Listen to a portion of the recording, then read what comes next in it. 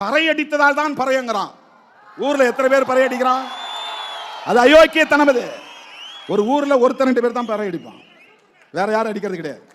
யாருக்கு அடிக்க தெரியாது. ஊர்ல ஒருத்தர் 2 பேர் ஆண்டை சாதிக்காரன் வச்சிருப்பான், என் வீட்டில் பணம் வந்துச்சு வந்து அடிச்சிட்டு போமா. இப்பெல்லாம் அது அவனும் போறது கிடையாது.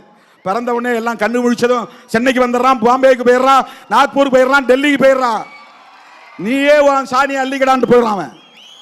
நீயே உன் பணத்தை போய் புதைச்சிக்கோ, நீயே எழுவு சொல்ல போ, அப்பதான் உனக்கு புத்தி வரும். இப்ப 10 ஆண்டுகளாக இது திருமாக்காலம் என்று பாடல் பாடுகிறோமே, வாயை கட்டி பாட்டு இருக்கிறதே, வாயை கட்டி கையை கட்டி வாழ்ந்தது அந்த காலம். அது அந்த காலம்.